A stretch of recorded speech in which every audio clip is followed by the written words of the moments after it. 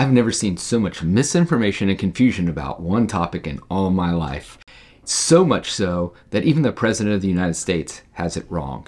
We're talking about everything that's happening right now with lawsuits in the real estate world. We're talking about why buyers come July are probably going to have a harder time than ever purchasing a home. And we're of course discussing the latest numbers in the Atlanta real estate market, and we're doing it right now. Let's do it. Hey guys, real quick for everybody that's new to this channel, my name is Jonathan McCoy. Lived here in Atlanta, Georgia my entire life, which is 44 years, and have been a real estate agent here for 11. So if you're looking to make a purchase here in Atlanta or looking to sell a home, I've got the knowledge for you to help you out. Love helping buyers and sellers navigate the market and understand what's going on. So if you have any questions or comments about anything shared today, looking to make that move or sell a home, my contact information is below in the descriptions. We're jumping in everything right now because we got a lot to talk about. First, we're going to talk about everything that's happening in the news. Whether you're in the know and know what's going on, or at least you think you do, or you have no clue what I'm talking about, you definitely want to watch. If you already kind of know and you just want to jump to what the latest numbers are here in Atlanta, Georgia, then I'm going to put chapters below that you can see, so you can just skip ahead to that if you want to. But for those that want to talk about and understand what's going on, what all the confusion is about, and why buyers may have a really hard time soon in this market, then keep watching right now. So what's going on right now? All right. Many of you know, but for those that don't, there have been a lot of lawsuits going on when it comes to real estate, specifically when it comes to the National Association of Realtors and a lot of brokerages like the one I'm with, Keller Williams, Remax, Redfin, and all the other ones. So this all has to do with lawsuits around antitrust laws. For those that may not be familiar, really quick, antitrust laws are basically protections for consumers to help make sure that different companies don't get together to say, hey, we're going to charge everybody a certain amount, and not have an open market and competitiveness, which basically goes against what the free market economy is all about.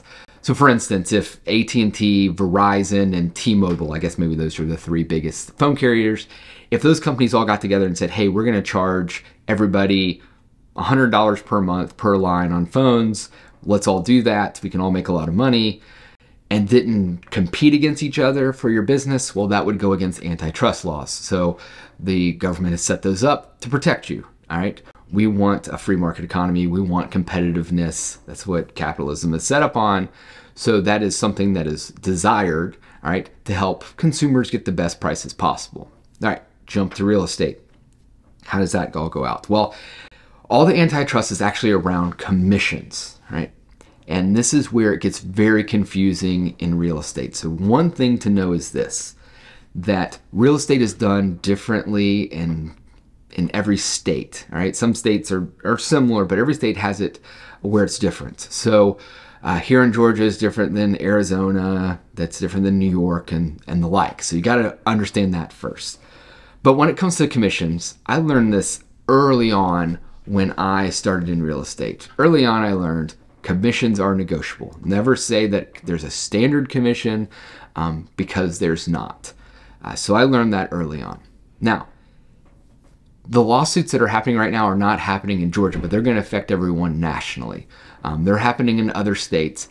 And I actually agree in some sense with some of the lawsuits and how they've turned out. I think there are some problems that needed to be solved.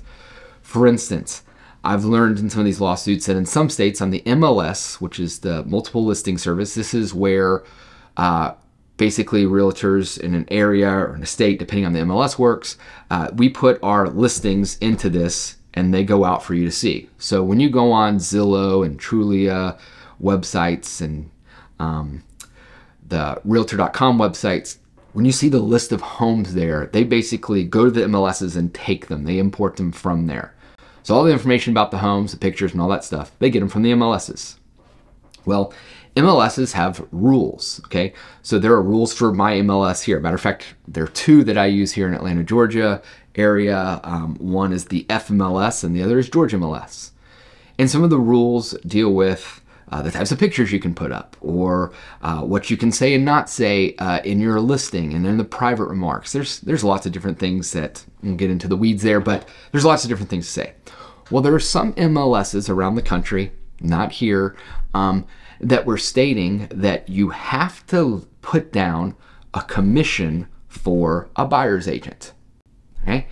And in the same sense, there are some that were saying that it has to be a certain percentage, right? Well, when you do that, stating it has to be X amount percent that you have to pay a buyer's agent, well, then you lose your negotiation. So let's take a step back and talk about commissions. Commissions typically work this way.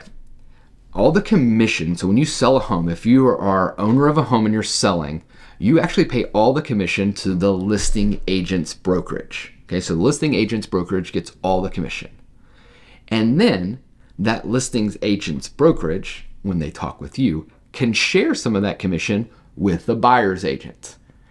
All right, so that commission is then split up, however it's negotiated, to go out to the buyer. All right, so all commission comes into the listing agent, then it's split up.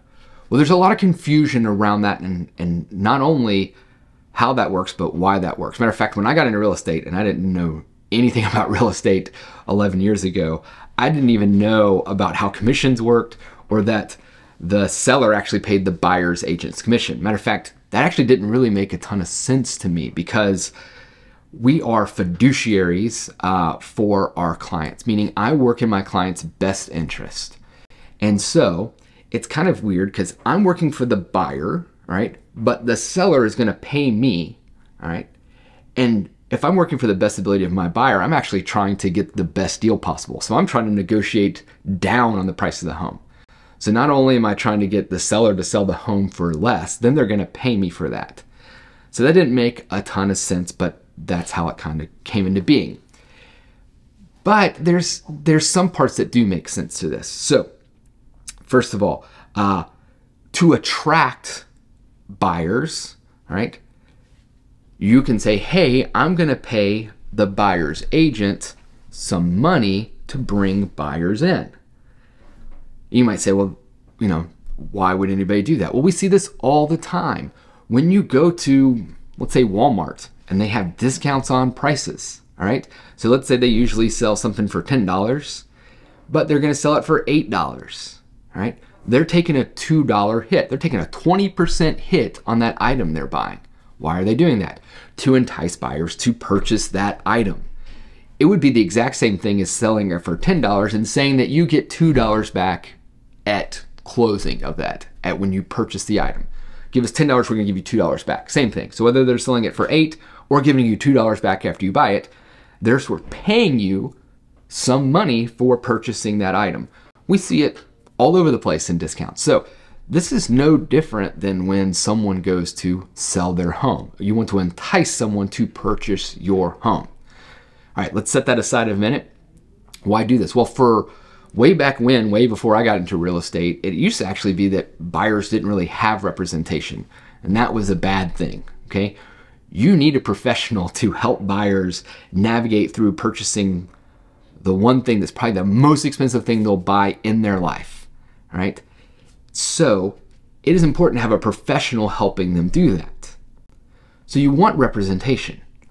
But as if you're trying to buy a house, or you already have purchased a house, you know that purchasing a house is expensive, and there's already a lot of things that cost you money when purchasing a home. You've got your down payment on the home. You've got the fees that come when getting a loan and all the stuff that come with closing costs on it. Then to add on what's happening right now with how crazy the prices have gone, especially in this Atlanta area here, and how much they've shot up, especially since the pandemic to now, how much interest rates have gone up. When you add all those up, there's a lot of money that the buyer is paying. And typically, the average buyer, it's hard to get that money up to purchase a home, especially if you're a first-time buyer. So when it comes to different amounts that are owed at closing, what it settled into years ago was that the seller was paying commissions of both agents, and the buyer was paying their closing cost, right? Closing costs typically, we'll just say for argument's sake, they're about 3% of the sales price of the home, right? So if you're talking about a $300,000 home, we're talking about $9,000 in closing costs. So that's kind of the setup of how everything's working. Now, going back to all the things that are happening here with the lawsuits and the like, right? So there didn't seem to be, it seemed like some states were going against antitrust laws, stating that it had to be 6% to sell your home, all right? Now, that is not a true statement, at least here. Again, I'm going to not get into too much what other states are doing and in these lawsuits. There's, like I said, there's some parts I agree with. But on these, that was said. Now, what's happening now with the lawsuit is National Association of Realtors, they lost a $1.1 billion lawsuit. But just because you lose a lawsuit for $1.1 billion doesn't mean you're going to pay $1.1 billion. When it comes to law and the legal system, you lose in court. There are lots of appeals and different courts you can go to do that. That can take years and years, lots of money. So lots of times when someone loses, they'll either appeal or they'll go back and they'll try to renegotiate the settlement. And so NAR came back to renegotiate the settlement. I forget how much they said they would pay. So they, in this class action lawsuit, they said, hey, we'll pay, it's like 500 or 600 million. So about half of what the lawsuit came out of, and here are the changes we're going to make. Now, that was a proposal that has not been settled yet, but man, the media has taken that and run with it. And what they're saying is pretty crazy right now. So just to give some stuff. So on CNN, one of the articles titles was, the 6% commission on buying and selling a home is gone after Realtor Association agrees to seismic settlement. Okay, first of all, not true. And I'll tell you why in just a second, while that's not true. Next one, here we go. From CBS News, National Association of Realtors to cut commissions to settle lawsuit. Here's the financial impact. Why is this not true? Well, in the settlement, here's basically what the National Association of Realtors agreed to in a nutshell. They said, we're not going to list commissions on the MLS anymore. So when a buyer's agent comes in, on our MLSs, it tells us when I come in how much the commission I'll be paid when I go to help someone purchase a home. So if my clients want to purchase 123 Maple Street, right, when I'm on the MLS, it tells me what commission they're paying. 3%, 2%, 2.5%, no percent, right? What was happening in the argument in this lawsuit was they said that when a listing stated that they weren't paying 3%, that they're going to pay 2 or 1%, that realtors were steering clients away from those houses because they weren't paying the full commission. Well, that could be happening, okay? I don't know. I'm not other realtors. I can only tell you how I work. And I can tell you that when I sign something called a buyer brokerage agreement with my clients, okay, so I'm talking to a buyer's client now, there's actually a place on the contract that states what my commission will be, right? And on there it states that if the seller doesn't pay that commission, that the buyer's responsible for the rest, whatever that difference is. So if I say I'm taking 3%, the seller's only paying 2%, my buyer's responsible for the extra 1%. What has happened though is there are a lot of realtors that just got used to a lot of listings saying 3% because that's kind of what it is. There's no standard, but a lot of them said that they actually would not require their buyers to pay any difference in commission if the seller didn't pay the 3%.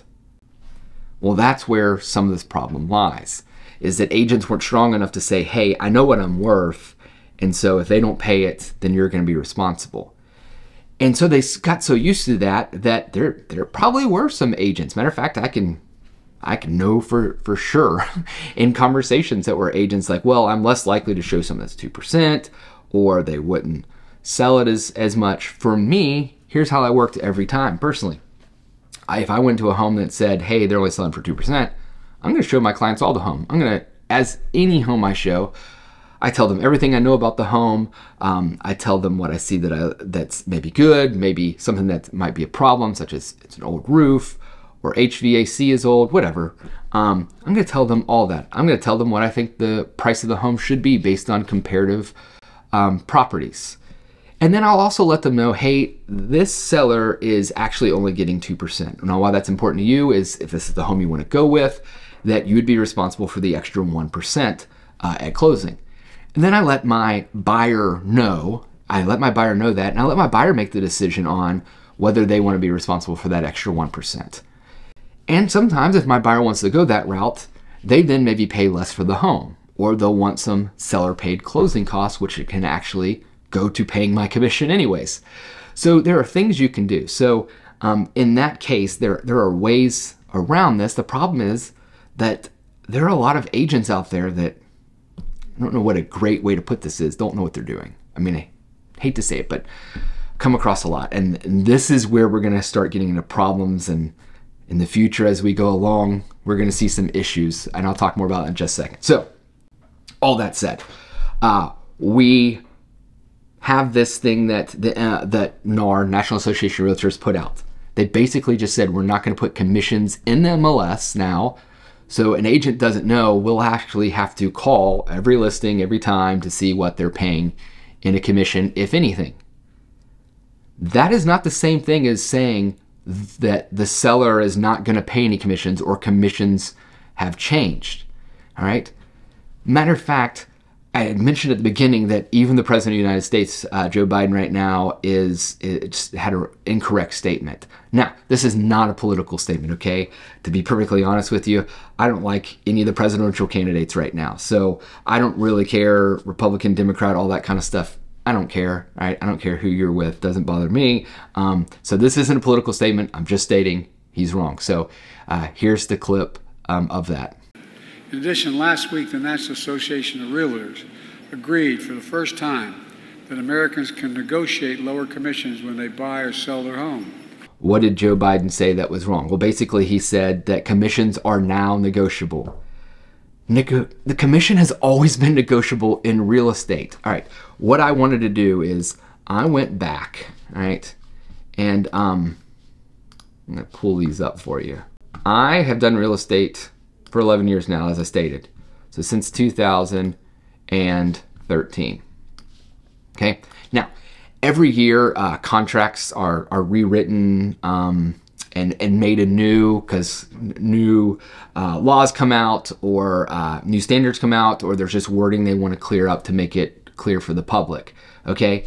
And so on this very first one here, okay, then I'm going to pull up for you. This is a contract back from 2013, right? 11 years ago. And look at the section. This is on a listing agreement. Okay, so this is with my sellers. The section where it says commission. Now, if commission was not negotiable, right, there's a blank line right here where it says a percent of commission. In that blank line, I filled in 6%. Well, if I have to fill it in, that means it's not standard, right? It would already be printed there if we had a standard commission, if it wasn't negotiable. It is negotiable. Every time I approached a seller, I pretty much said, here's how commission works. The commission's all going to pay to my brokerage. Then we get to choose if we want to share some of that commission with the buyer's agent. Here's what I think it seems to be best when it comes to negotiating with clients, when it comes to bringing in the most people and the best offers.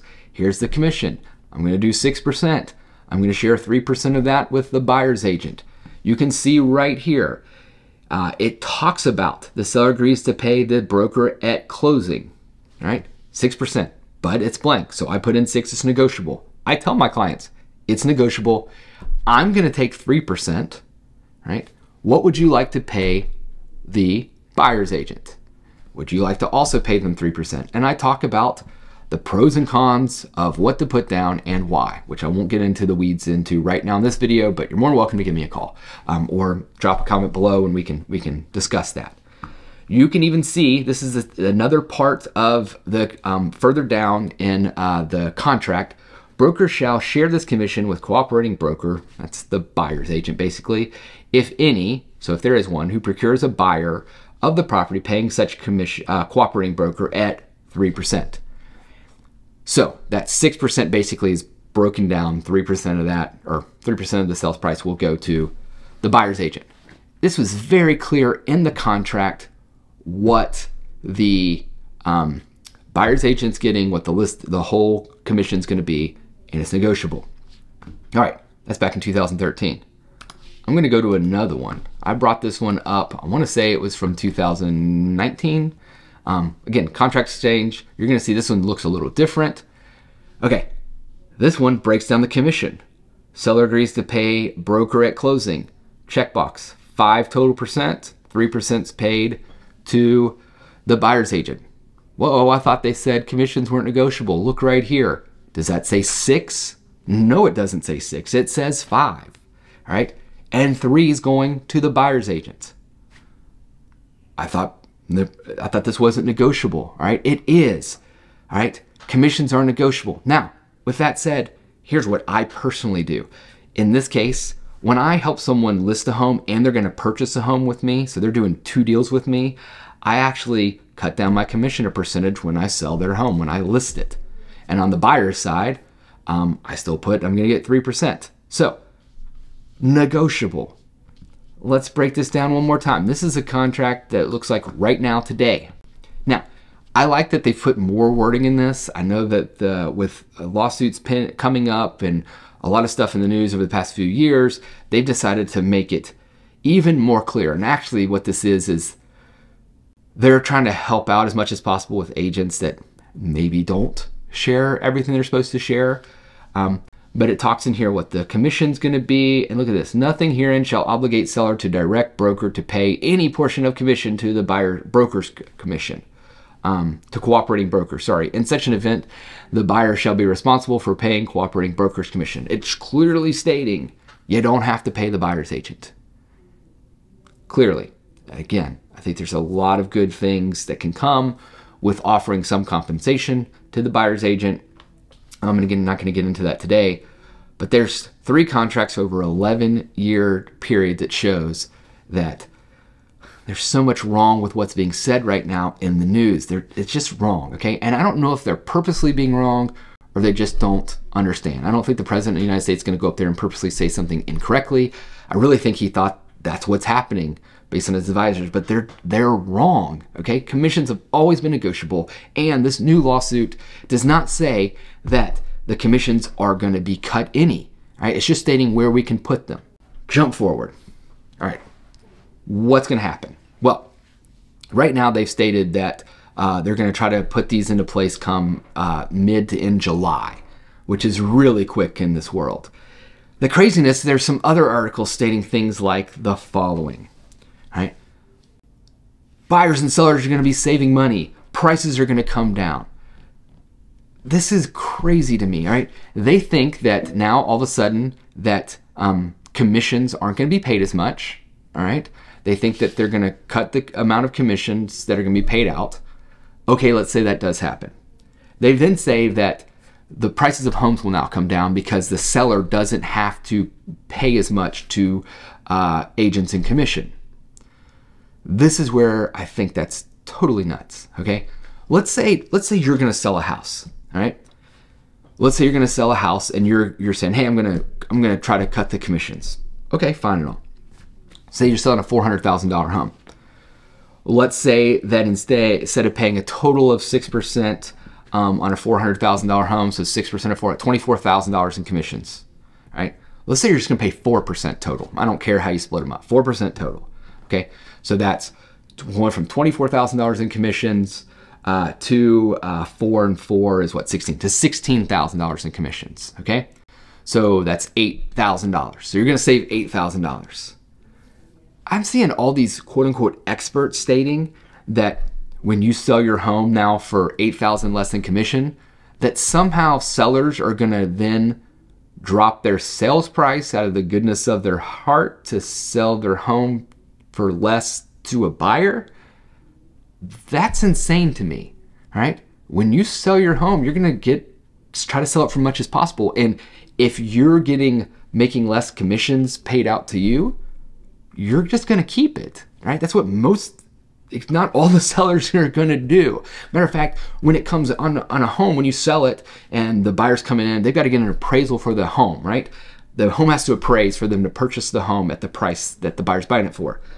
Well, appraisals have nothing to do commission. Nothing. Zero to do with commission.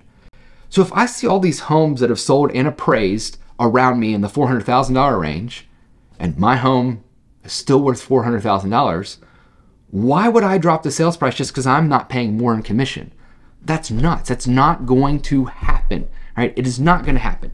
All these experts saying that the sales price is going to go down, they're just wrong, right? They're wrong. It's just not going to happen. Here's where I think we're going to hit, and this is why I think buyers, I am sorry, but come July, you might have some issues, and this might go on for a while. Here's what I see, and here's what I've seen for a while. So I'll jump back to how I operate, all right? I've always operated that as a buyer's agent, I get 3%. I actually think buyer's agents, at least in the number of hours, all right, I won't say the skill set because there's skill sets for both buyers and selling agents or listing agents. But at least in the number of hours, buyer's agents are going to work much longer on average than listing agents. All right, a buyer's agent is constantly going out to look at homes, to preview homes, to show homes. It might be 10, it might be 20. You're going all over the place. Then once you get under contract, you're meeting up with the inspectors out there. You might go in for a second look at the home. You're looking over inspections. You're still writing up contracts and negotiating that. You're negotiating the inspection, right? You might be meeting up with contractors who might be looking to paint the home once you close on it or do renovations, right? You're constantly going and working with this. You're working more so in time-wise than the listing agent is. So first of all, it's kind of crazy to me that the buyers or agents are supposedly going to get hit with this, okay? That's nuts to me. But with that said, I'm working with the buyer's agents. I'm telling them I'm going to get 3%. Let's say sellers really do start cutting the commissions, whatever it is. I'm just gonna say that sellers, well, maybe they'll go down to 1.5%, okay? So they're going to pay a buyer's agent 1.5% to come in and sell their home. All right. That means my buyer's on the hook for the other 1.5% of the home. What's going to happen is if they can't afford it, which a lot of buyers, again, with down payment and closing costs, they can't. They might say, I'm just not going to have a buyer's agent. Okay? That's going to be tough, all right? Even people that said, oh, I've done this 3 or 4 times. I know about buying homes, okay? There's a reason why experts are called experts. All right, I've done this for 11 years. All right, when I go against people that are unrepresented by agents, I'm a fiduciary. I'm never going to do anything that's against the law, but I work for the best interests of my clients.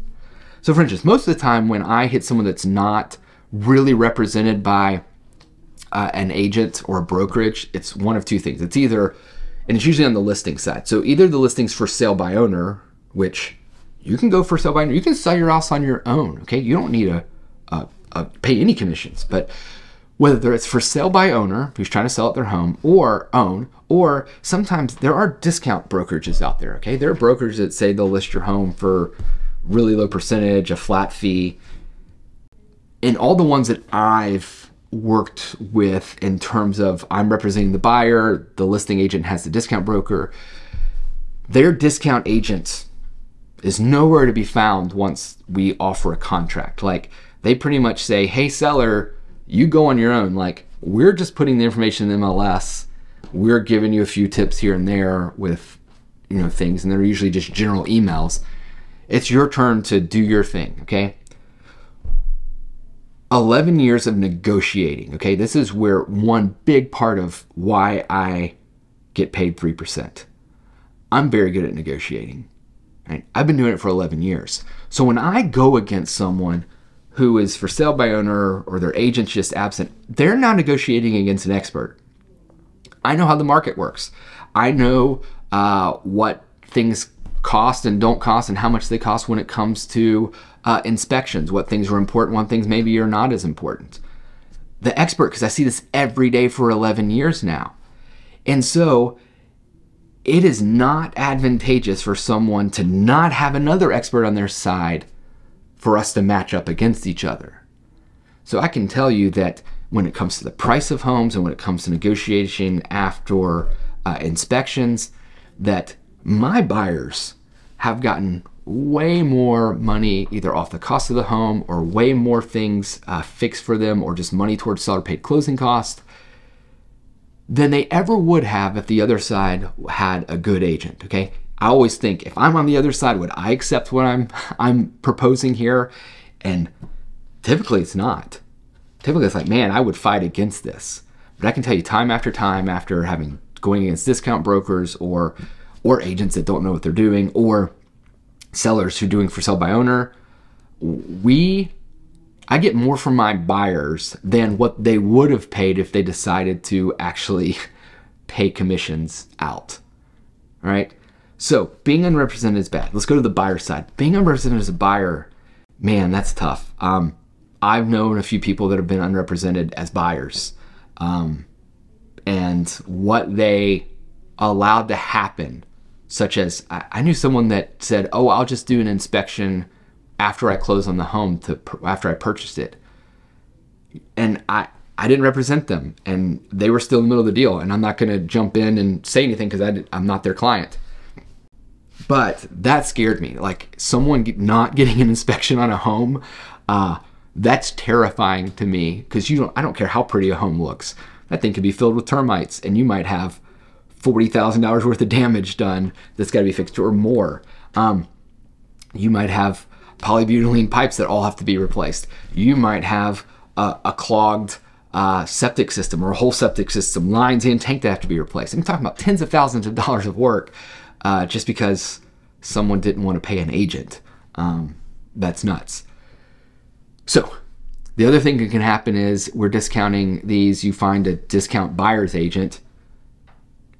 I'm sorry, if someone's going to discount, it's kind of like if you had a diamond ring and you wanted to sell it, all right? Are you going to go to a pawn shop to sell it, or are you going to go to a jeweler if you want them to sell it and represent you? All right, I don't know about you, I'm going to a jeweler, okay? Because we know when you go to a pawn shop, people are looking for discounts, all right? When someone has a discount agent, they're going to discount their commission because they're not going to do as much, and I understand.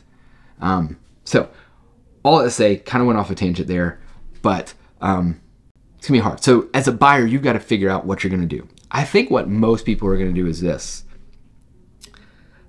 However much the buyer's agent's commission is going to be, I'm sticking at free, all right? I know what I'm worth.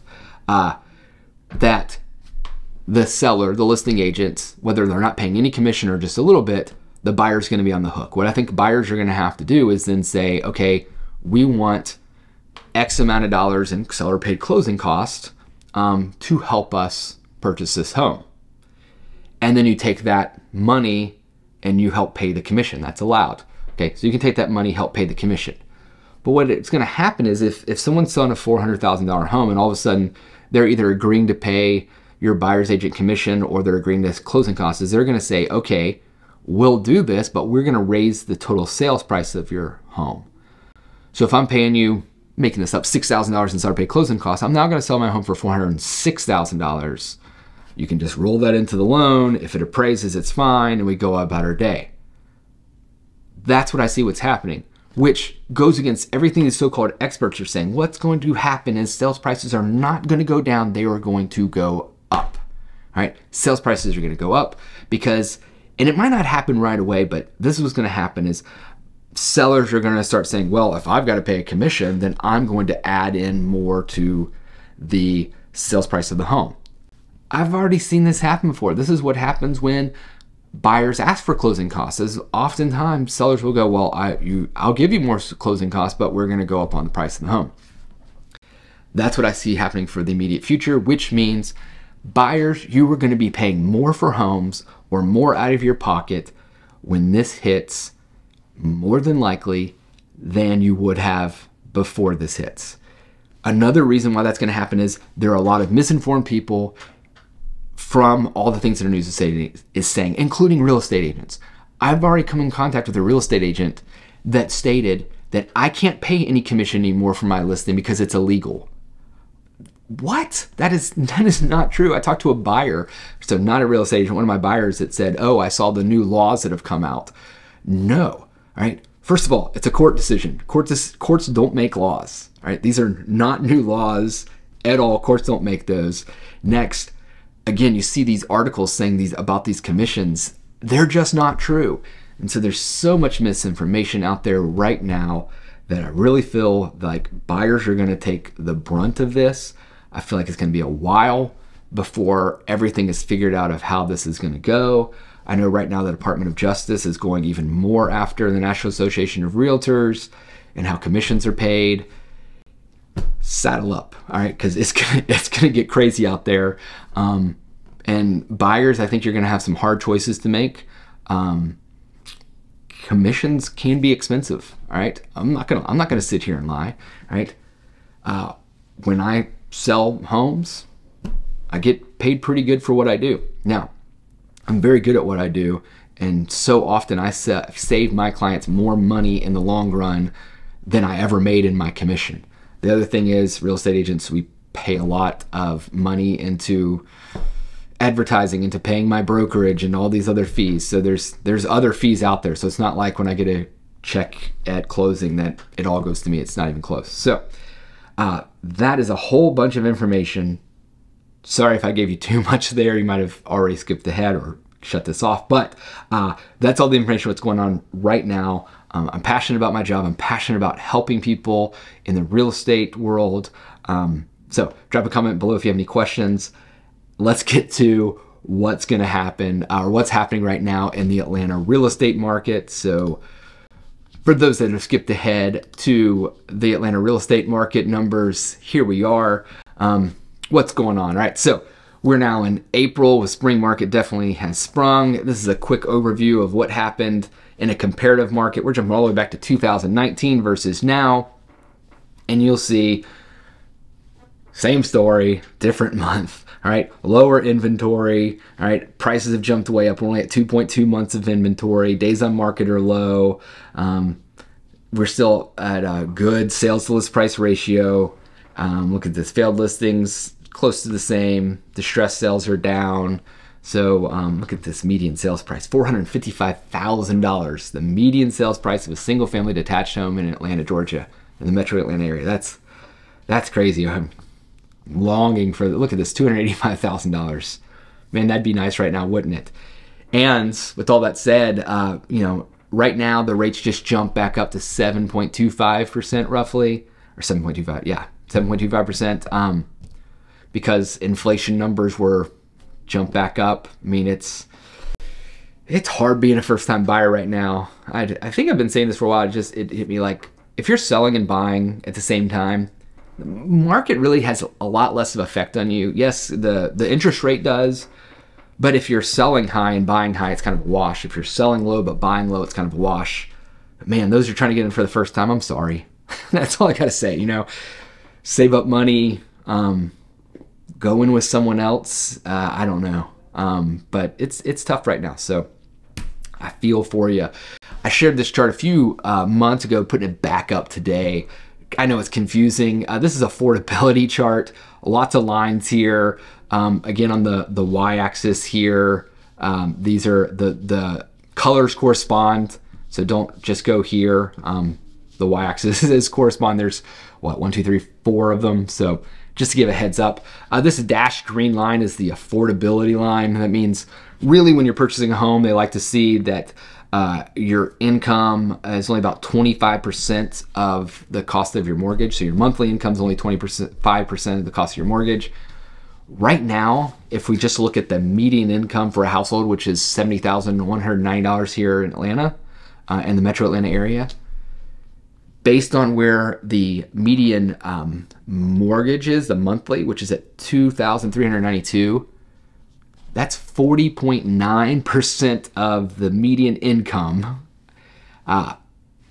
in comparison to the sales price and what your mortgage would be. That's crazy. That's not affordable for so many people out here.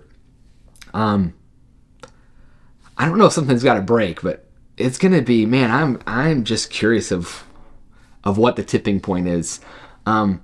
people have been talking about crashes for, a while now, 4 or 5 years now. Crash. I mean, you'll see it, everything on fire on the YouTube channel thumbnails every single time. It drives me nuts. It's so stupid. People like to sell fear. That's what the media sells. That's what YouTube people click on it. I hate that. I think it's stupid. But anyways, but yeah, it's really unaffordable right now. This shows interest rates at 6.88%. This was what came out the beginning of this month to reflect numbers, so that just jumped up more. But it's tough. So that's all I gotta say. It's tough if you're. But the good news is job numbers are up. People's income hasn't increased even close to what inflation has. So if people can buy and sell, and if you're looking to buy and sell, homes are still a good place to put your money. But I can see why it's difficult. Jump into this one. This is looking at rates versus the number of sales, and it's obvious. You can see way back here in the good old days. Look at that, 2.65% interest rates. Whew, look at that. 6,446 homes sold. Yeah, home prices are going up. But man, I bet you every single one of us wish we can go back in time and go purchase 10 homes back then. But yeah, you can see rates were down. We were selling a lot. We see rates go up. We saw the number of homes sold going down. Not unusual. Right, yearly trend. So let's compare last year to this year, which, I mean, last year and this year are starting to get pretty similar. Rates were definitely, once you got to March of last year, rates were high. They were up. So good comparison here. We can see there's more actives right now and less pending. So there are definitely more homes total in the market, less going under contract. But last year at this time, look at this, 1.5 months of inventory. That's crazy low compared to 2.2, which is still really low on it. Let's see. I mean, 41% of the homes, 41.5% are under contract. That's a lot of homes still going off the market. So people are still buying. Failed listings up to 27%. So a little more than 1/4 of the homes they put them on the market aren't selling. People are increasing that list price, and again, summer market's hitting, so spring and summer it's going to pop up. So $455,000 is the median sales price, 26 days on market. If you see a home that looks nice and it's like not crazy overpriced, you're going to get it. And I mean, the good news is right now is even when something's really nice, nobody's going like crazy over for the most part. Every once in a while I hear a home that like got 15 offers and people were waiving contingencies and all that crazy stuff and went 50,000 over sales price. That is happening a few places. For the most part, we are getting multiple offers still, but they're not too crazy over, and people are still keeping some of their contingencies, thankfully. Don't go crazy, especially keep your due diligence and get an inspection. Craziness happened last year, or a few years ago. Craziness. 6 months trend. So what's happening? We saw actives go down and now they're coming back up. It's seasonality. I preach it over and over in this channel.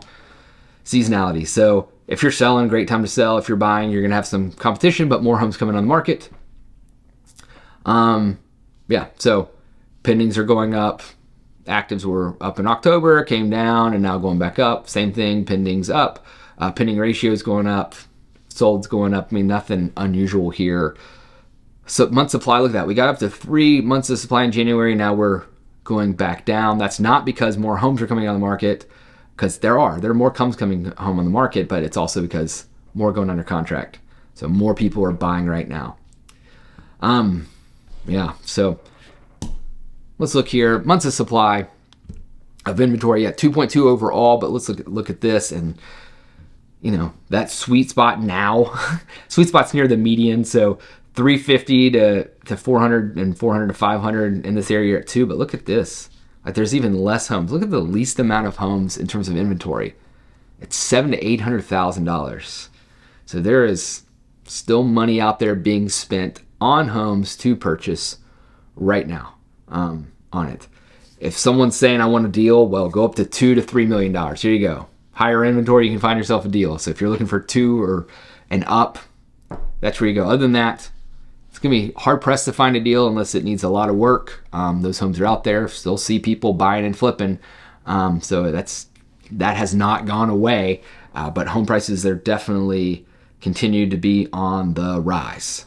So what does that mean for you if you're looking to sell a home or to purchase a home? Selling a home right now, still can do it. It's not like it was in the pandemic. You still want to get your home ready. We got a listing coming up in Lilburn soon. And it's awesome. My seller did everything I asked him to do, which was basically get everything cleaned up, paint, do some drywall stuff here and there. It was great and it looks spectacular. It's now definitely more considered move-in ready home. So that's awesome. So do that for your home. If nothing else, flooring and paint, okay? Flooring and paint, that's the big thing. If you have something major going on, then that could be a drawback. But for the most part, if you just do flooring and paint and everything else in your home is pretty good, average, whatever, you can get your home sold right now, because people cannot afford right now to not only pay all the money they're paying, but also do all kinds of work to your home to get it ready. So keep that in mind. If you're purchasing a home right now, you know, good luck. I hate to say it that way, but good luck with it. There's still homes to purchase. It's not like, I don't think a crash is going to happen anytime soon. Inventory is just so low, demand's so high. Something major in the world would have to happen. So I don't think you have to worry about like, oh, if I purchase this high, what's going to happen? And if you're sitting there like, oh, I'm waiting for the market, man, you've probably been sitting there for 4, 5, 6, 7 years now, waiting on the perfect market. The perfect market is not going to happen in terms of you being able to predict it. Okay, everything, you know, it's kind of like people that say the crash is going to happen. Well, if I say it every year, and 20 years from now, probably you're going to get it right one time. Good for you. But you missed it the other 19 times. So really purchase a home, sell a home when it's necessary for you to purchase and sell, okay? Get into a home that's right for you and your family. Don't go crazy over your budget. And renting right now is more affordable than buying, okay? Just gonna be honest, I'm a real estate agent. I buy and sell homes. I really don't help with rentals, but I've told plenty of people, go rent a home, all right? If you want to buy a home, make sure it's right for you. I still think it can be good in the long run, putting money into your home, but if you're going to rent, that is fine. With that, if you're willing to travel or you don't have to worry as much about, you're working from home, so you don't have to travel as much into the city, then look a little further out. You can find some more affordable homes and even new homes further out, and communities are really starting to build up in Metro Atlanta. Man, there's some counties. Jackson is one I'm thinking of, that it's the 4th highest rising county in terms of people moving there in the country. Okay, so, and that's percentage wise. It's not the actual number of people, but how many people live there now versus how many are moving there. The county is on the rise. So people are still moving here to Atlanta. They're expecting another 4 million people by 2050. So a little over 25 years, people are still moving here. It's going to still grow. A lot of opportunity. If that's the case, if that is true, and you get in now at a home, I promise you your home prices are going to be worth even more 25 years from now. So if you got any questions or comments, drop them below. I know this is a long video. If you stayed with me, thank you. I hope it was informative. And if you need any help with real estate, buying or selling, give me a call, shoot me a text, send me an email. Information's below. Thanks for watching. I'll see you next time.